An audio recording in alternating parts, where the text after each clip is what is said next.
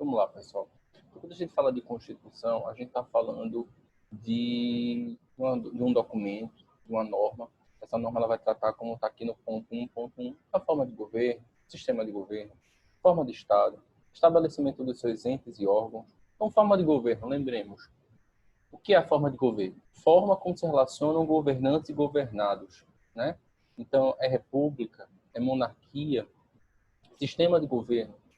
Como se relacionam poderes legislativo e executivo? Haverá uma concentração das funções executivas no poder executivo, ou seja, a chefia lá será una, exercida pelo mesmo representante, que é o caso do presidencialismo, ou haverá um deslocamento de parcela da função executiva para o poder legislativo, no caso do parlamentarismo. Forma de Estado, o poder ele é concentrado ou descentralizado, né? A gente vai ver que o Estado unitário ele concentra toda a sua organização do poder num único ente interestatal. O Estado federal ele vai descentralizar, então ele vai pulverizar a distribuição desse poder, mas o poder ele é distribuído de forma de autonomia. Então, os estados, a União, os municípios, o Distrito Federal, eles terão autonomia para se regularem por meio de suas constituições próprias, suas leis orgânicas, ter competência própria. De quem é a titularidade do poder soberano? Quem tem o exercício desse poder? A gente vai ver que na nossa Constituição, por exemplo, a titularidade é do povo. A gente já teve a noção de que essa titularidade já se modificou ao longo do tempo, mas hoje é muito claro que essa titularidade é do povo. Quem exerce? Os representantes que são eleitos para atuar em nosso nome. Os limites dessa atuação. Onde é que estão os limites? Na Constituição, sobretudo diante dos direitos fundamentais. Então, a Constituição ela engloba toda essa constituição da organização dos elementos essenciais do Estado. Mas a gente tem uma noção muito atual, no sentido de que a Constituição, no sentido contemporâneo, ela não diz mais respeito a um mero documento que vai tratar dos elementos essenciais do Estado. Diz também. Mas quando a gente fala de Constituição, a gente está falando primeiro de uma lei. A gente tem muito claro hoje que a Constituição ela passou a ser encarada como uma norma jurídica dotada de força normativa. Então, a Constituição ela é uma lei, é a lei suprema, ela está no ápice, no topo da pirâmide. Então, o status dela é superior a de qualquer outra norma. E ela vai tratar, a depender do caso, dos elementos essenciais, com certeza, vai tratar dos direitos fundamentais, com certeza, mas a depender de país, ela terá uma extensão maior ou menor. Ela poderá ser analítica, poderá ser sintética, ela pode tratar só dos elementos essenciais e dos direitos fundamentais, ou ela vai tratar também de situações, de assuntos que poderiam ser tratados em normas infraconstitucionais. Vai depender da classificação, certo? Então, quando a gente começa a estudar a Constituição, a gente entende que ela tem uma série de concepções, de classificações com relação à origem, ou concepção ou classificação com relação à liberdade que se dá ao legislador. Vamos começar hoje o entendimento, a classificação no que tange às concepções. Concepções são entendimentos sobre o que significaria a Constituição. A primeira concepção que a gente tem é a concepção sociológica. Essa concepção ela foi realizada, foi entendida, foi explicada pelo francês Ferdinand Lassalle. E essa concepção ela é muito interessante. Ela diz o seguinte: lembrem-se dessa questão, fatores reais de poder. Então, Ferdinand Lassalle ele diz que a Constituição nada mais é do que a soma dos fatores reais de poder que regem um Estado em um determinado dado período, um período histórico. Então, num determinado momento histórico, todos aqueles fatores reais de poder que regem o Estado seriam aí a própria Constituição. Então, pensemos hoje quais seriam esses fatores reais de poder. Será que a igreja representa um fator real de poder? Será que o agronegócio representa? Será que categorias empresariais representam? Enfim, a gente tem que identificar, num determinado momento histórico, quais são esses fatores reais de poder que estão em voga e que têm o poder aí de determinar o trabalho do legislativo, de condicionar a atividade legislativa. Então, Ferdinand Lassalle ele trabalha com essa ideia de que a Constituição real é essa, que é fruto da soma real dos fatores de poder. E teríamos também uma Constituição, geralmente a Constituição escrita, que seria um mero documento, uma mera carta de papel, se ela não guardar consonância com a Constituição real, que é essa que é a soma dos fatores reais de poder. Então, para Ferdinand Lassalle, a gente tem a ideia de duas constituições. Uma que é a verdadeira, que é a real, que segundo ele é justamente esse depositário, essa soma dos fatores reais de poder que regem um país em um determinado tempo. Tá? E do outro lado, teria a Constituição oficial. Essa Constituição oficial, segundo Ferdinand Lassalle, ela precisa guardar consonância, ela precisa estar em sintonia com essa Constituição real. Senão, ela não vai passar de uma mera folha de papel. Tá? Essa é a ideia de concepção sociológica. Lembrem-se desse conceito. Concepção sociológica seria a soma dos fatores reais de poder que regem o Estado em um determinado período histórico. Prosseguindo na ideia de concepção sobre Constituição, a gente adentra na concepção de Carl Schmitt. Carl Schmitt ele trabalha com essa dualidade entre Constituição e leis constitucionais. Por quê? Porque, segundo Carl Schmitt, esse sentido político, a Constituição seria fruto de uma decisão política essencial. Essa é a ideia. Para Carl Schmitt, toda a Constituição de um Estado ela é fruto de uma decisão política essencial. Por quê? Segundo Carl Schmitt, uma Constituição, a exemplo de um livro, como esse aqui que a gente tem, Constituição, não é esse aqui, mas poderia ser, dentro desse livro, que é a nossa Constituição impressa, teríamos de um lado a Constituição propriamente dita, e de outro a gente teria leis ou normas constitucionais, certo? Qual seria basicamente a diferença? Para Carl Schmitt seria considerada norma constitucional, seria considerada Constituição, perdão. Então, para Carl Schmitt, de um lado seria considerada Constituição, tudo que versasse sobre elementos essenciais do Estado e direitos fundamentais. Então, se eu tenho uma norma que fale sobre organização do poder, sobre forma de Estado, sistema de governo, forma de governo, separação de poderes, órgãos do Estado, direitos fundamentais, enfim, se eu tenho esse tipo de conteúdo, a gente está falando de Constituição na visão de Carl Schmitt. Por outro lado, se a gente tem uma norma dentro da Constituição que não versa sobre elemento essencial do Estado, certo? Ela seria considerada lei constitucional, porque ela estaria dentro da Constituição, mas não teria aquele caráter de Constituição propriamente dito.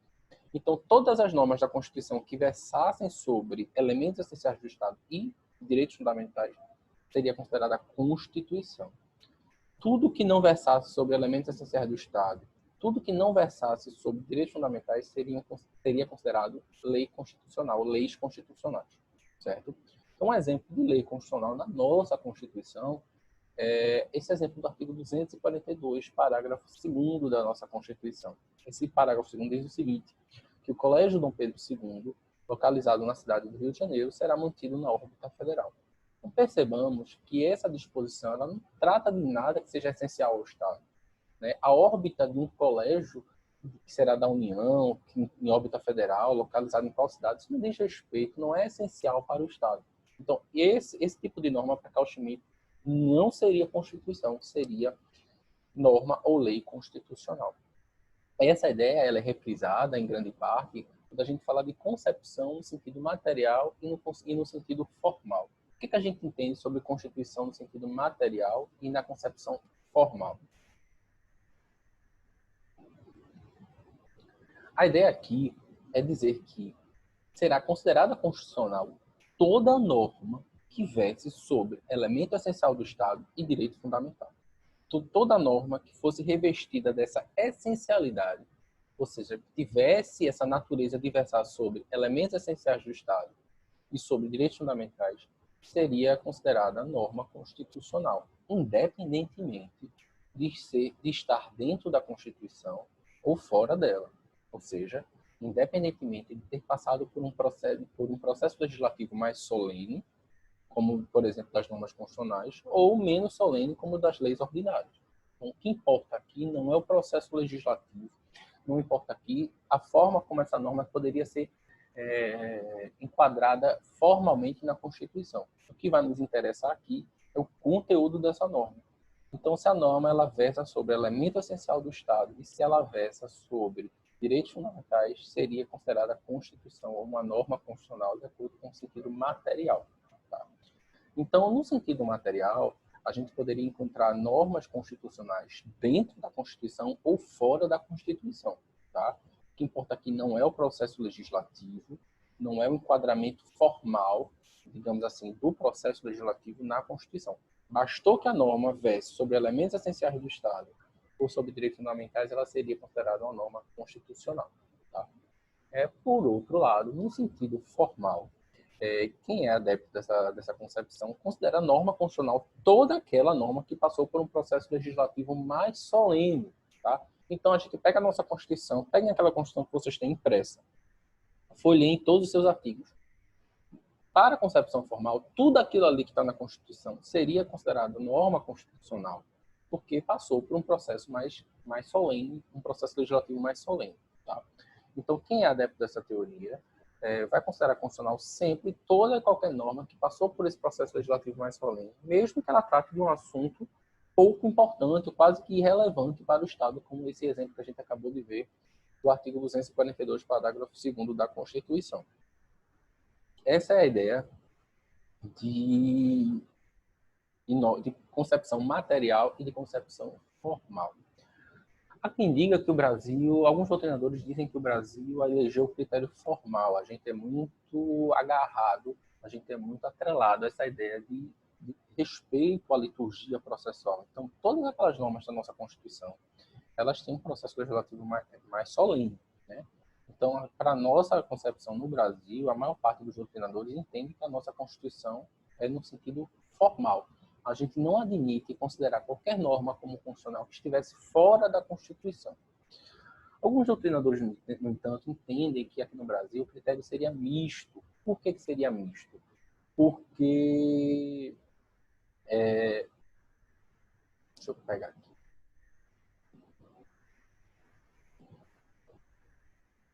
Alguns doutrinadores entendem que o critério seria misto porque a gente passou a aceitar a incorporação dos tratados internacionais que versam sobre direitos humanos, ou seja, são normas que não nasceram no Poder Constituinte originário nem no derivado, ou seja, eles não foram frutos de emendas constitucionais ou de uma Assembleia Constituinte. Então, a gente, na nossa Constituição, a gente admite a incorporação de tratados internacionais que versam sobre direitos humanos com status de norma constitucional. Eu, particularmente, não entendo que o critério... E aí, em razão disso, consideraria o critério misto. Por que misto? Porque seria uma exceção a essa formalidade, porque a gente poderia aceitar essa essencialidade de uma norma que trata sobre direitos fundamentais, de direitos humanos. Perdão. Eu não entendo que seja misto, porque ainda que a gente incorpore esse tratado internacional que versa sobre direitos humanos com status constitucional, a gente exige que ele precise passar pelo mesmo processo, pela mesma solenidade que as emendas constitucionais, né? Que é ser votado em 2 casas, 3/5 o quórum. Então, ainda assim, há uma liturgia formal a ser respeitada para a incorporação dessa matéria tão importante que é de direitos humanos. Então, ainda assim, eu entendo que o critério no Brasil, que a concepção no Brasil, ela é formal. Existe uma forma mais solene para que a norma seja considerada constitucional. E aí a gente se depara aqui com a última concepção, a título exemplificativo, existem outras, mas as mais importantes estão aqui, no sentido culturalista. A ideia de Constituição no sentido culturalista é a ideia de que a Constituição ela é fruto da cultura de um povo, né? Então, toda lei, na verdade, ela é fruto da cultura de um povo. A lei, ela expressa o sentimento, a ideia do povo, a característica principal de um povo. Quando a gente fala de Constituição nesse sentido culturalista, é um sentido quase que sentido ambivalente, porque a ideia de Constituição no sentido culturalista é a ideia de Constituição que ela é fruto da cultura de um povo, ao mesmo tempo que ela condiciona a cultura de um povo. Então, ela é uma depositária daquela situação cultural de um povo, mas ela tem um papel, ela tem um poder muito grande de modificar a cultura desse povo. Nesse ponto, a gente não tem como se descurar que a nossa Constituição de 88, ela é fruto dessa cultura. A gente está no movimento pós-ditadura, estamos ressignificando os direitos fundamentais no país, estamos entendendo o que é um Estado democrático de direito, entendemos o que é a perda de direito, a supressão ou a suspensão de direitos fundamentais, né? E aí estamos muito preocupados aí de não seguir aquele caminho escuro da nossa história, que vivemos nesses praticamente 20 anos de ditadura. É uma Constituição que é nesse período de redemocratização, de direta já, de poder votar para presidente. E aí colocamos um texto que tente não passar por tudo aquilo. Um texto que coloca a dignidade da pessoa humana como um valor essencial, como um dos fundamentos da República Federativa do Brasil. E aí vamos nos deparar com uma série de normas de cláusula geral, de texto aberto, para que possamos interpretar à luz do que a sociedade demanda. Então, essa é a ideia de sentido culturalista, a ideia de que a Constituição ela é produto ou fruto da cultura de um povo, mas ela é um organismo vivo para mudar essa cultura. É o que a gente entende também de norma indutora de comportamento. É uma norma que ela tem um papel muito importante de modificar comportamentos, de engendrar novas perspectivas. Prosseguindo, a gente vai entender a classificação da Constituição no que tange a liberdade do legislador ordinário. O que é que a gente está falando aqui? Qual o papel da Constituição? Qual o poder que ela tem? O poder que ela tem com relação ao legislador. Qual a liberdade que esse legislador ordinário... Quem é o legislador ordinário? Não é aquele da Constituinte. Né? O legislador da Constituinte é aquele que fez a Constituição. O legislador ordinário é aquele legislador, o deputado, o senador, que é responsável pela elaboração de normas infraconstitucionais, leis ordinárias, leis complementares e aí por diante. Então, qual é a liberdade que esse legislador tem? A gente tem 3 classificações principais. A gente tem Constituição-Lei, Constituição-Fundamento e Constituição-Moldura. Se apeguem ao sentido das palavras, porque elas elas induzem bem ao sentido dessas concepções, dessas classificações. Constituição-Lei, ela parte da premissa de que a Constituição teria mesmo status de lei ordinária. Então, a Constituição ela não gozaria desse caráter de norma superior, de norma suprema. Então, essa ideia de Constituição-Lei, ela equipara a Constituição a uma lei infraconstitucional. Não se dá, então, tanta importância à Constituição. Ora, se a Constituição ela goza de mesmo status que uma lei infraconstitucional, isso significa que ela não tem o poder de induzir ou de determinar o comportamento do legislador. Então, os direitos fundamentais, por exemplo, eles não teriam um efeito vinculante ao legislador ordinário. O legislador ordinário ele não estaria aí obrigado a respeitar direitos fundamentais. Seria uma mera indicação, um mero caminho a ser percorrido, indicação de caminho a ser percorrido pelo legislador. Então, suponhamos que tenhamos uma Constituição, nessa concepção, Constituição-Lei. Essa Constituição elenca todos os direitos fundamentais. Isso significa que o legislador não poderia criar uma lei que violasse algum desses direitos fundamentais? Não, porque ela não tem esse caráter de status superior. Era apenas um caminho, uma indicação do qual seria o papel do legislador, mas ele não estaria aí atrelado a respeitar esses direitos fundamentais. Então, em resumo, Constituição-Lei nada mais é do que uma Constituição que é entendida no mesmo status de lei infraconstitucional, e por ter esse mesmo status, ela não condicionaria, não obrigaria ou não limitaria o papel do legislador ordinário. Por outro lado, o entendimento diametralmente oposto de Constituição-Lei, a gente tem a ideia de Constituição-Fundamento. Constituição-Fundamento é também conhecida como Constituição Total, ou seja, é aquela onipresença da Constituição em todos os trabalhos do legislador. Essa ideia de Constituição-Fundamento é uma ideia de que todo o trabalho do legislador infraconstitucional, do legislador ordinário, seria, ao fim e ao cabo, realizar os ditames da Constituição. Então, todo o objetivo imediato e imediato, todo o papel do legislador seria aí a consecução das normas constitucionais.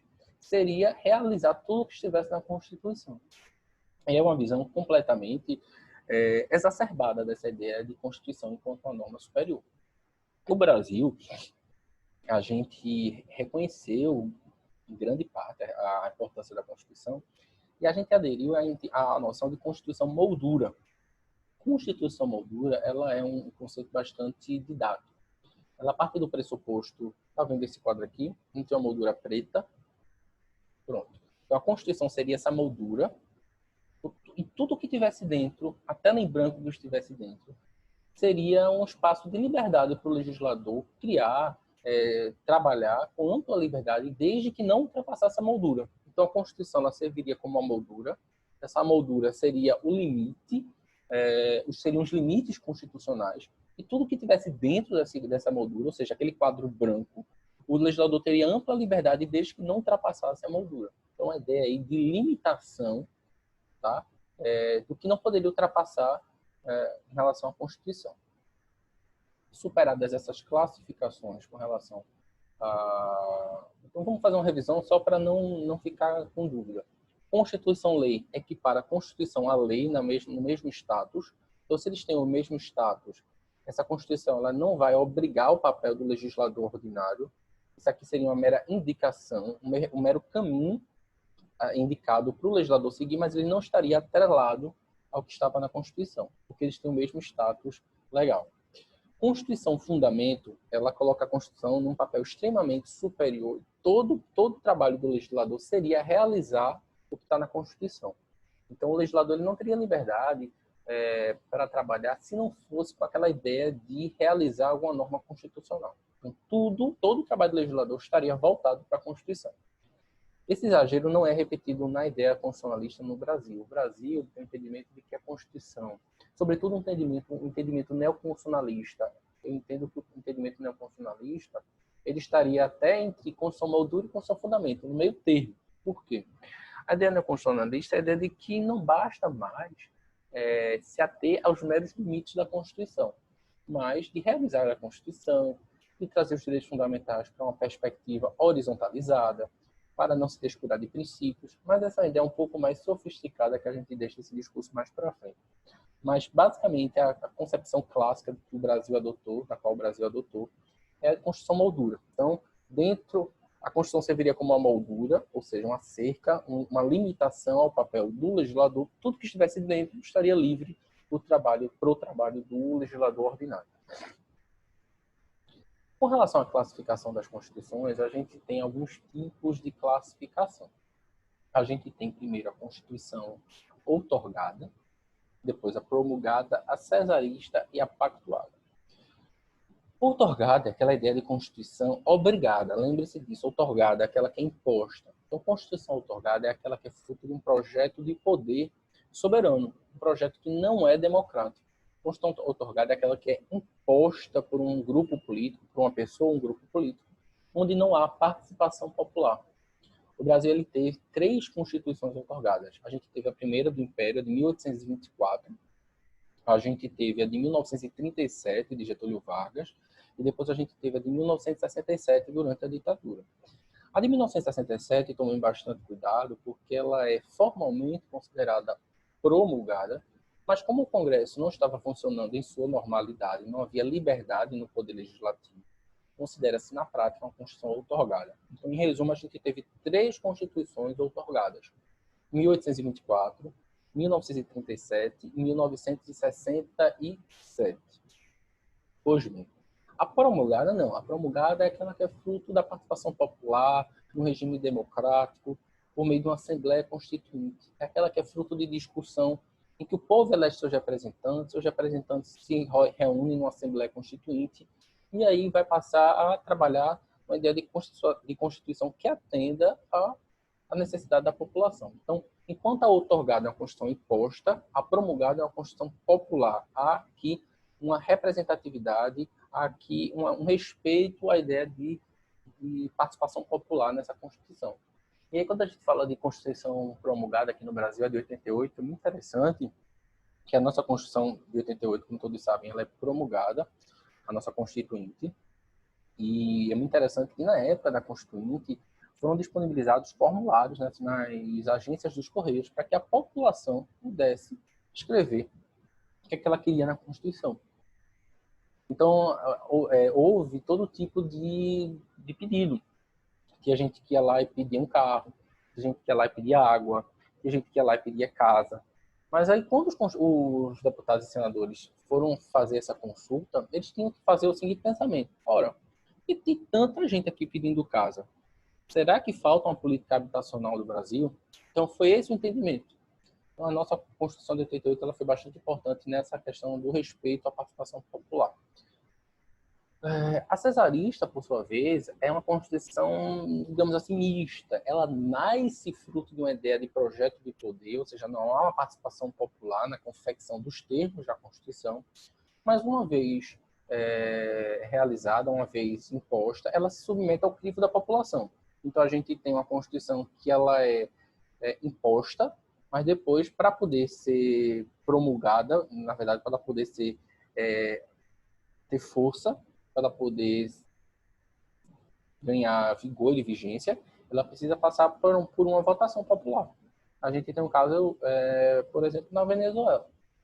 Ocorre que na prática a gente nunca sabe exatamente, a depender do país qual seja, se essa votação, se essa aprovação após a sua imposição, ou seja, o governante ele impõe essa Constituição e depois submete ao crivo popular. A gente nunca sabe, a depender do regime que se instaurou nesse país, se a votação não foi correta, se ela foi legítima, né? Se não houve qualquer tipo de problema na liberdade de votação. E a pactuada seria um acordo, um pacto entre o rei e o parlamento. Não haveria uma participação popular, mas um acordo entre o representante do executivo, o rei, e o parlamento. Ela tem aqui um sentido muito mais histórico. É o caso da Magna Carta de 1215 na Inglaterra. Então, a gente tem outorgada aquela que é imposta, a promulgada, que há uma participação popular, uma Constituição democrática. A cesarista, ela nasce fruto de um regime de poder, de um projeto de poder, mas depois se submete ao controle, ao crivo da população, e a cesarista, que seria um acordo entre rei e parlamento, certo? Vamos prosseguir. Quanto à forma, pessoal, quando a gente estuda a Constituição quanto à forma, a gente entende que ela pode ser escrita ou não escrita. Mas aqui, atenção, quando a gente fala em Constituição escrita, a gente não está falando apenas do texto escrito. A gente está falando aqui de uma Constituição que reúne toda a norma constitucional no seu bojo de forma escrita. Então, é o caso da nossa Constituição de 88. Todos aqueles artigos lá estão todos reunidos num único documento. Então, a noção de Constituição escrita é uma noção de documento escrito, mas todo ele reunido no bojo de um único documento, que é a Constituição.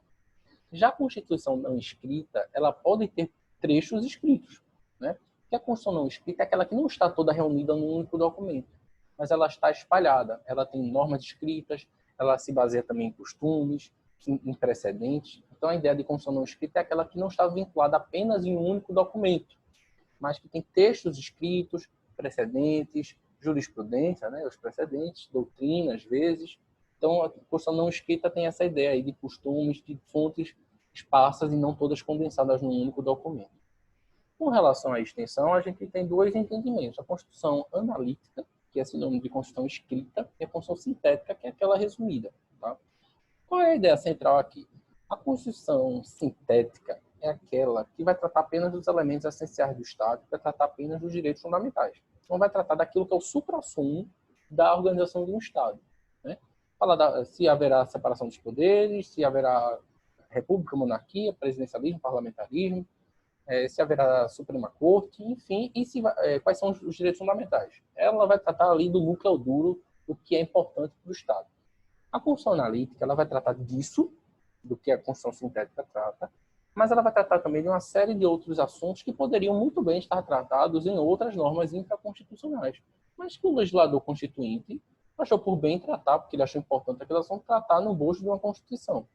É o nosso caso da nossa Constituição brasileira, que trata de inúmeros assuntos esses que poderiam estar tratados em códigos próprios, em leis especiais, não precisaria estar ali dentro da Constituição. A gente lembra, por exemplo, do artigo 242, que tratava do Colégio Dom Pedro, por exemplo, que não fazia sentido algum estar ali na Constituição. A Constituição ela também se refere ao modo de elaboração. Ela pode ser dogmática ou histórica. Quando a gente fala de Constituição dogmática, a gente associa a ideia de Constituição escrita. Por quê? Porque a Constituição dogmática é aquela que, num dado período histórico, reuniu todos os dogmas de uma sociedade, ou seja, os valores de uma sociedade, e condensou naquele documento. Então, ela se relaciona muito bem com essa noção de Constituição escrita, porque num determinado período colacionou, reuniu tudo que dizia respeito aos dogmas, aos valores de uma sociedade e colocou ali na Constituição. A Constituição histórica, por sua vez, ela é associada à ideia de Constituição não escrita, aquela Constituição que vai se formando ao longo do tempo com os precedentes, com os costumes, com as leis escritas. Então, a Constituição que faz sentido com a ideia de Constituição não escrita.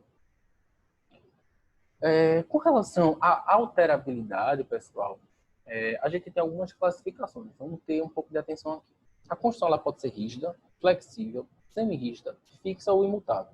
Tá? Quais são as principais diferenças? A Constituição rígida é aquela que exige um processo legislativo mais solene para poder ser alterada. Então, é uma Constituição que ela é bastante importante e ela depende de um processo legislativo mais dificultoso. Ou seja, ela não se altera pelo mesmo processo legislativo, por exemplo, de uma lei ordinária. É preciso aí que tenha-se uma atenção especial, como, por exemplo, votação em 2 turnos, ou seja, 2 vezes na Câmara, 2 vezes no Senado. Não é por qualquer maioria, mas no caso do nosso Brasil, por exemplo, 3/5 em cada uma dessas votações. Então, ela exige um procedimento legislativo, um processo legislativo mais dificultoso, mais solene. A Constituição flexível é justamente o contrário. A Constituição flexível é aquela que pode ser alterada de forma fácil, como uma mera lei ordinária. Não precisaria de um código especial, não precisaria de vários turnos, enfim, o mesmo processo legislativo para alterar uma lei ordinária seria aplicado à Constituição. A semi-rígida, vocês já devem estar imaginando, que é justamente um pouco da rígida e um pouco da flexível. É justamente isso. Então, a Constituição semi-rígida seria uma Constituição que, de um lado, poderia ser alterada no mesmo procedimento de leis ordinárias, por exemplo, com a mesma pouca dificuldade de se alterar uma lei ordinária, e teria outra parte que seria rígida, ou seja, uma parte que precisaria de um processo legislativo mais dificultoso. A Constituição fixa, cuidado para não confundir com a Constituição imutável. Tá? A ideia de Constituição fixa é a ideia de Constituição que só poderia ser alterada pelo mesmo poder constituinte que criou aquela Constituição. Então, precisaria aí da mesma reunião de pessoas que fez aquela Constituição inicial. Isso é muito difícil. Então, ela é uma relíquia histórica, é o caso da Constituição Espanhola de 1876. E a Constituição imutável é aquela Constituição que seria completamente vedada a possibilidade de alteração dessa Constituição. Não teria forma alguma de se alterar essa Constituição. Ela é uma utopia, né? Ela vira também relíquia histórica porque a gente sabe que o poder constituinte ele é ilimitado. Então, em determinado momento histórico, poderia aí surgir um novo poder constituinte que revogasse completamente essa Constituição e inaugurasse uma nova. Então, a ideia de Constituição imutável é a ideia que não é faticamente possível. Tá? Então, ela fica também na gaveta das relíquias históricas. Tá bom? Algumas pessoas dizem que a nossa Constituição seria super rígida, alguns doutrinadores, porque ela, além de exigir um procedimento, um processo legislativo mais dificultoso, a gente teria as cláusulas pétreas, ali no artigo 60, parágrafo 4º, por exemplo, de assuntos que não poderiam ser tendentes a abolir aquilo ali. Então, alguns doutrinadores entendem que é super rígida porque tem um núcleo duro ali no artigo 60, parágrafo 4º, exemplo, que nem por meio de emendas constitucionais poderia ser reduzido. Mas não há o consenso. Alguns doutrinadores entendem que a nossa Constituição é rígida, outros entendem que ela é super rígida. E, por fim, quanto à sistemática, ela pode ser codificada ou não codificada. Aqui é um assunto, é uma noção que se confunde bastante com a noção de Constituição escrita ou não escrita. Codificada é aquela toda que está toda sistematizada num único documento, por meio de um código, e aquela não codificada é aquela que a Constituição estaria espalhada em diversas outras normas fora da Constituição, como costumes, leis especiais e por aí vai. Pois bem, pessoal, a aula de hoje fica por aqui. A gente tentou trabalhar concepções, classificações, fizemos toda uma análise sobre as constituições, e aí a gente volta a conversar no próximo encontro. Um abraço a todos.